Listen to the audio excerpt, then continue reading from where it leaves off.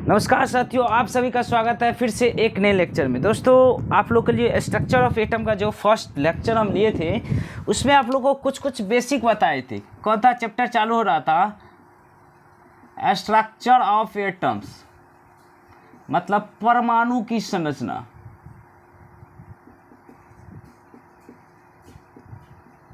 परमाणु की संरचना चल रहा था, उसमें कुछ आप लोग को बेसिक बताए थे।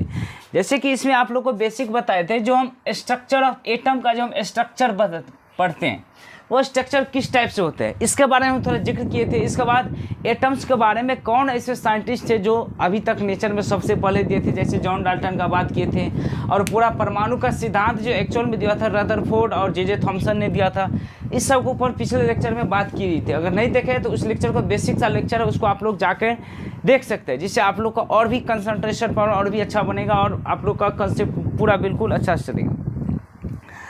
आज दोस्तों हम कुछ और भी इम्पोर्टेंट चीज़ पर चर्चा करेंगे, जैसे कि उसमें आता है इलेक्ट्रॉन, प्रोटॉन, न्यूट्रॉन, जैसे कुछ फंडामेंटल पार्टिकल जो होता था उसके बारे में दोस्तों बात किए थे। वही फंडामेंटल पार्टिकल में आता है इलेक्ट्रॉन, प्रोटॉन, न्यूट्रॉन, ये सब आता है, तो उसके बारे में बात करते हैं। ठीक है दोस्तों, तो सबसे पहले आप लोग एक टेबल बना लेंगे, जो कि बहुत ही आप लोग के एग्जाम के बेस पर कुछ एक्स्ट्रा नहीं पढ़ना है। जो एग्जाम के बेस पर पढ़ना पड़ेगा वही चीज़ हम लोग को अच्छा से यहाँ पर राइट डाउन करके चलना है। ठीक है, उसमें कोई हेरा फेरी नहीं करना है। जैसे जैसे हम टेबल बनाएंगे बस उसी तरीक़ा से आपको भी बनाना है। यहाँ पर आप लिख दीजिए कक्षा। ठीक है दोस्तों, ऑर्बिट सब के बारे में दोस्तों आपको और भी अच्छा से बताएंगे आगे चल के, यह क्या होता है ऑर्बिट, कौन सा कक्षा में इलेक्ट्रॉन रहता है कक्षा। इसके बाद आप लिख सकते हैं खोजकर्ता का नाम। इसके बाद यहाँ पर लिख सकते हैं इसका द्रव्यमान और इसका जो आवेश होता है, पॉजिटिव होती है, निगेटिव होता है, और इसके जो बस इतना ही तक रहने दीजिए। इसके अलावा और भी आप लोग को अच्छा से बताएंगे। चलिए, अगर पूछेगा सबसे पहला इलेक्ट्रॉन के खोज किसने किया था, क्या पूछेगा? इलेक्ट्रॉन का खोजकर्ता का नाम है दोस्तों जे थॉमसन।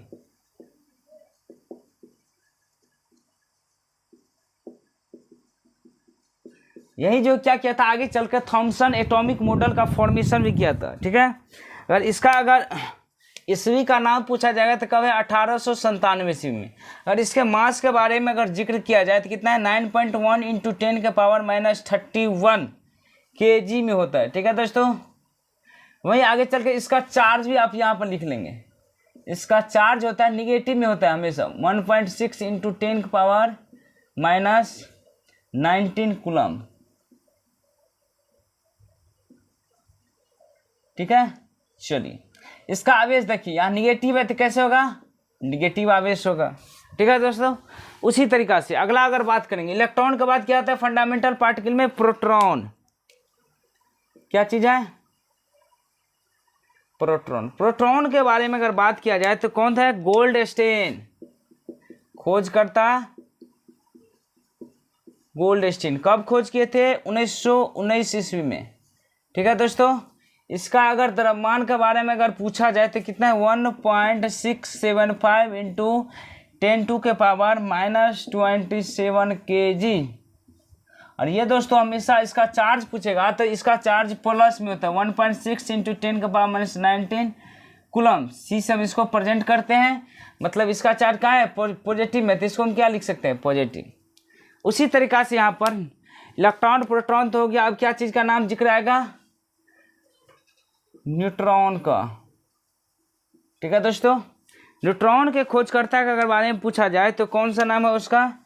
चैडविक। कौन सा है? चैडविक। कितना ईस्वी में?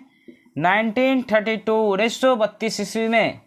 ठीक है, इसका अगर द्रव्यमान के बारे में पूछा जाए तो 1.675 या 748 × 10⁻⁻27 kg। इसका क्या होता है? दोनों का सेम ही होता है। ठीक, और इसका अगर चार्ज के बारे में पूछेगा तो क्या होता है? 0 होता है, कुछ नहीं होता है। ये भी क्या होता है? इसको नो चार्ज, कोई चार्ज नहीं होगा इसके ऊपर में, ठीक है, मतलब जीरो चार्ज बोल सकते हैं। ये दोस्तों आपको मोटा मोटा हमेशा सभी आदमी को याद रखना पड़ेगा, जिससे क्या होगा आप लोग का क्वेश्चन जो है हमेशा बनता रहेगा, ठीक है।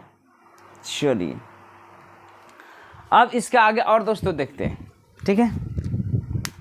चलिए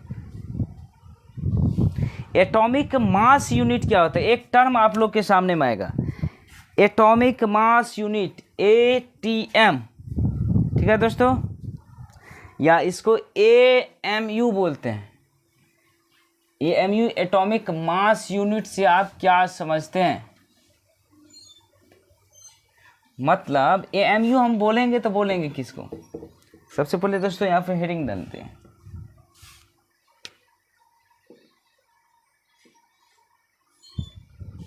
AMU में दोस्तों होता यह है कि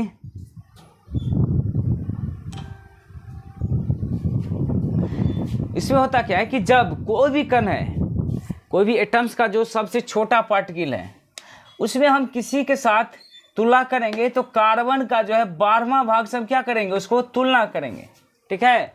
C12 वाले पोजीशन से क्या करेंगे, उसका तुलना करेंगे। जब उसका तुलना हो जाएगा उसी को हम क्या बोल रहे हैं, AMU एटॉमिक मास यूनिट, मतलब परमाणु द्रव्यमान इकाई इसको बोलते हैं। एटॉमिक मास यूनिट मतलब परमाणु द्रव्यमान इकाई, ठीक है दोस्तों, इसी को बोलते हैं। मतलब इसकी तुलना किससे करते हैं, कार्बन के 12वें भाग से, ठीक है दोस्तों, इसके भाग से कार्बन के 12वें भाग से इसका तुलना हम करेंगे, ठीक। चलिए उसी को हम क्या बोलते हैं, AMU। अगर पूछेगा कोई एक AMU बराबर क्या होता है, मतलब एटॉमिक मास यूनिट, 1 AMU बराबर कितना होता है, तो 1.66 इंटू 10⁻⁻27 kg होगा। कितना होगा दोस्तों, 1 AMU बराबर 1.66 इंटू 10⁻⁻27 kg, ठीक है दोस्तों। चलिए इतना चीज़ सबको याद होना चाहिए। इलेक्ट्रॉन, प्रोटॉन, न्यूट्रॉन में आप लोग को कुछ दिक्कत नहीं होना चाहिए। इसके बाद चलते हैं न्यूट्रिनो। कुछ और स्पेशल कुछ पार्टिकल है, जैसे न्यूट्रिनो हो गया, एंटी प्रोटॉन हो गया, एंटी न्यूट्रॉन है, इस सबको थोड़ा थोड़ा देखना पड़ता है। न्यूट्रिनो के बारे में कुछ लिख लीजिए आप लोग। न्यूट्रिनो,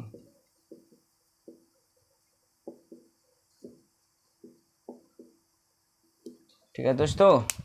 न्यूट्रिनो क्या होता है कि इसका जो सबसे पहले इसका खोजकर्ता का नाम लिखिए। खोजकर्ता का नाम क्या है, पाउली।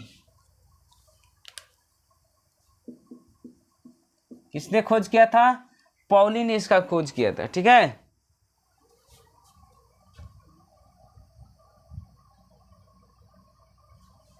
और इसके बारे में दोस्तों एक चीज और बताया गया कि इसका द्रव्यमान और चार्ज दोनों क्या होता है, शून्य होता है। मतलब द्रव्यमान और इसका जो चार्ज होता है इसके ऊपर में क्या होता है, शून्य होता है।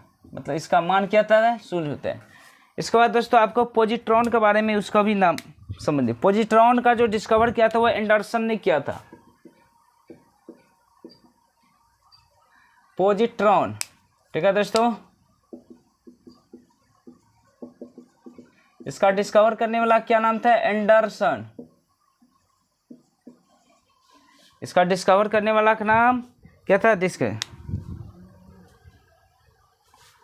इसका क्या होता है कि इसका जो भी द्रव्यमान होगा, इसमें इसका द्रव्यमान और भार, ठीक है, इसका द्रव्यमान और चार्ज जो होगा वो किसका बराबर होता है, हमेशा इलेक्ट्रॉन के बराबर होगा। किसके बराबर हो जाएगा, हमेशा इलेक्ट्रॉन का बराबर होगा। मतलब न्यूट्रिनो का खोजकर्ता का नाम पॉली, से इसका द्रव्यमान और चार्ज दोनों क्या होता है, शून्य होता है। उसी तरीक़ा से पॉजिट्रॉन के बारे में बात किया जाए तो इसको डिस्कवर करने वाला का नाम एंडरसन, और इसका द्रव्यमान और इसका जो चार्ज होता है वो किसके बराबर होता है, इलेक्ट्रॉन के बराबर होता है। ठीक है दोस्तों, चलिए इसमें कोई डाउट आप लोग को, अगर डाउट होगा कहीं पता आप हमको कमेंट सेक्शन में बहुत ही अच्छे से हमको बता सकते हैं, और आप लोग का जो भी सुविधा होगा जिस तरह से होगा सभी चीज़ का क्या होगा सॉल्यूशन के रूप में आपको बताया जाएगा। इसके बाद दोस्तों एक और चीज़ मेसॉन्स के बारे में भी चर्चा हुआ है बहुत जगह। मेसॉन्स का खोज दोस्तों युकावा ने किया था, लिख लीजिए अगला पॉइंट मेसॉन्स। अगर आप लोग 11th 12th अगर अच्छा से अगर कंप्लीट किए रहेंगे तो आप लोग को इसमें कोई भी डाउट नहीं होगा, कभी नहीं डाउट होगा, क्योंकि सभी चीज़ बेसिक चैप्टर से ही आता है। इसका खोज किसने किया था?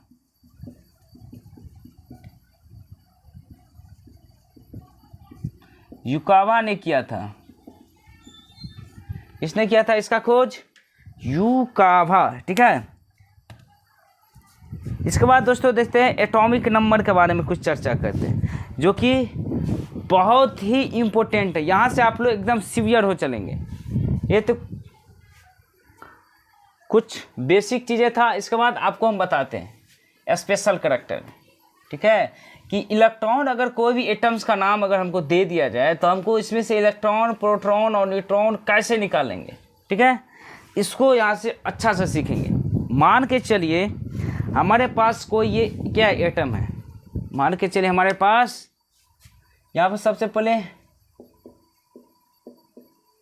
सिंबॉलिक रिप्रेजेंटेशन, मतलब किस तरीका से हम एटम्स को दिखा सकते, रिप्रेजेंटेशन ऑफ एटम्स, मतलब कैसे हम सिंबल करके दिखा सकते हैं एटम्स को एटम है, ठीक है दोस्तों। चलिए मान के चलिए हमारे पास ये क्या एक एटम्स है, पहले दोस्तों आराम से समझेंगे, ठीक है। क्या है? एक एटम है। अगर उसमें अगर हमको पूछे जाएगा कि इसका मास कहाँ होगा, इसका एटॉमिक नंबर कहाँ होगा, इसका मास मतलब एटॉमिक मास और इसका एटॉमिक नंबर कहाँ होगा, ठीक है दोस्तों। तो देखिए हमेशा एटॉमिक नंबर को किससे सूचित किया जाता है? जेड से। एटॉमिक मास को ए से सूचित किया जाता है, ठीक है दोस्तों। जेड का मतलब हो गया आपको एटॉमिक नंबर, एटॉमिक नंबर, इसका मतलब हो गया ए से एटॉमिक मास, ठीक है। एटॉमिक नंबर का मतलब हो गया परमाणु संख्या,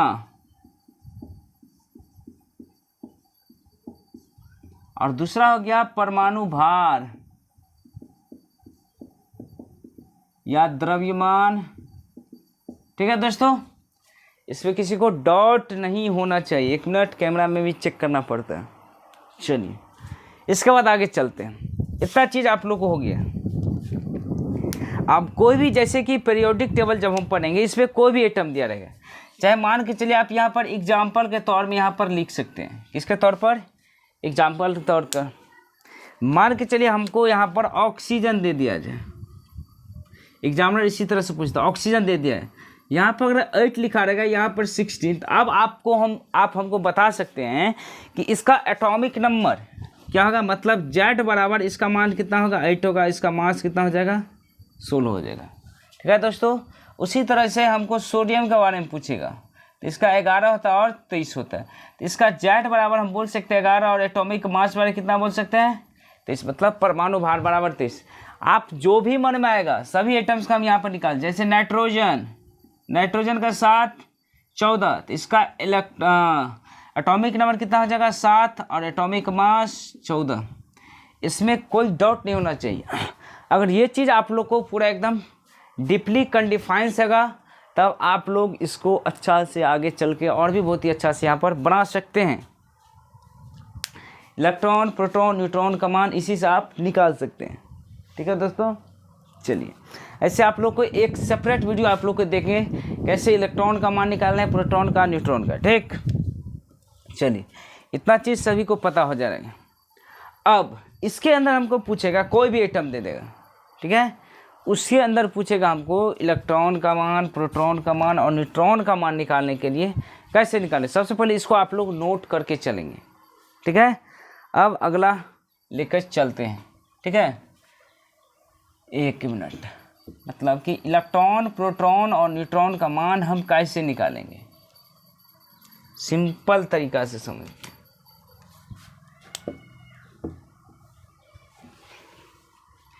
मान के चलिए हमको यहाँ पर कोई भी ऑक्सीजन और कोई भी एटम्स दे दीजिए, जैसे हमको ऑक्सीजन का हम एग्जाम्पल लिए थे, यहाँ पर दे दीजिए 8 और 16 होता है। जब तक कोई भी एटम्स के ऊपर में अगर कोई चार्ज नहीं आ जाए, माइनस चार्ज या पॉजिटिव चार्ज जिसको आयनिक चार्ज बोलते हैं, वो अगर नहीं आ जाएगा तो उसको बहुत ही सिंपल तरीका से हम बनाएंगे। ठीक है, जैसे यहाँ पर हम Z बराबर क्या लिखे थे 8 और A बराबर क्या लिखे थे 16, इसका भार। इसमें अगर हमको बोलेगा इलेक्ट्रॉन का मान निकालने के लिए, प्रोटॉन का और न्यूट्रॉन का, तो दोस्तों समझेंगे इलेक्ट्रॉन का मान हमेशा एटॉमिक नंबर के बराबर ही होता है। कितना हो जाएगा? एटॉमिक नंबर के बराबर। कब? जब एटम्स के ऊपर में कोई भी चार्ज नहीं आएगा तब। ठीक है, तो इलेक्ट्रॉन का मान कितना हो जाएगा? Z बराबर मतलब 8। ऑक्सीजन के अंदर इलेक्ट्रॉन की संख्या 8 हो गया। वहीं अगर प्रोटॉन का बात अगर किया जाए, ठीक है, तो जितना इलेक्ट्रॉन होता है उतना ही क्या होता है? प्रोटॉन होता है। ठीक है दोस्तों, जब कोई भी चार्ज नहीं रहेगा एटम के ऊपर में, तब हम क्या सकते हैं कि प्रोटॉन का अगर मान बोलेगा हमको निकालने के लिए, तो हम यहाँ पर Z ही लिख सकते हैं, इसमें कोई डाउट नहीं होना सकते हैं। अगर E देंगे तो फिर जैसे चार्ज आएगा प्रोटॉन बराबर इलेक्ट्रॉन, तो उसका इलेक्ट्रॉन का नंबर चेंज हो जाता है, इसलिए प्रोटॉन का मान कितना आ जाएगा यहाँ पे 8। वहीं अगर न्यूट्रॉन का मान बोलेगा निकालने के लिए, तो हम एटॉमिक मास से हम अगर एटॉमिक नंबर को घटा देंगे तो हमको क्या न्यूट्रॉन का संख्या निकल जाएगा। जैसे 16 में से 8 घटाएंगे तो 8 आ जाएगा। तो ये आपका आंसर हो गया। ठीक है, इसी तरीक़ा से इलेक्ट्रॉन, प्रोटॉन और न्यूट्रॉन का मान को निकाला जाता है। ठीक है, चलिए अगला क्वेश्चन दोस्तों यहाँ देखते हैं हम। अगला क्वेश्चन नाइट्रोजन 714, इसमें हमको Z बराबर कितना हो जाएगा 7, एटॉमिक मास बराबर 14। इसमें पूछेगा हमको इलेक्ट्रॉन का मान, प्रोटॉन का मान, न्यूट्रॉन का मान।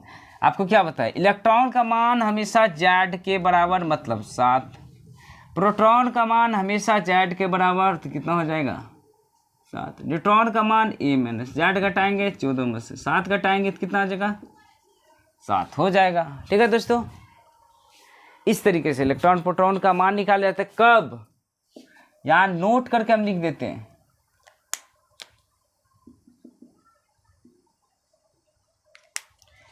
जब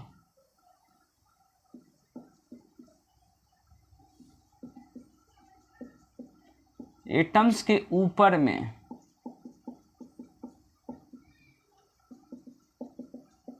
कोई चार्ज ना हो, उसके बाद इस तरीक़ा से निकल जाते हैं। ठीक है दोस्तों, इसमें कोई डाउट है तो आप लोग हमको कमेंट सेक्शन में पूछ सकते हैं। तो आई होप कि दोस्तों आप लोग को ये जो जितना भी कंसेप्ट बताते हैं सभी आप लोग को एकदम डिजिटल क्लियर होता रहेगा। आज दोस्तों गर्मी बहुत ज़्यादा है, तो यहीं पर आज का वीडियो हम यहाँ रोकते हैं। इसके अगला लेक्चर में यहाँ पर अगर एटम्स के ऊपर में चार्ज आ जाएगा तो कैसे हम इलेक्ट्रॉन को निकालेंगे उसको बताएंगे। मिलते हैं अगले लेक्चर में, तब तक के लिए जय हिंद दोस्तों।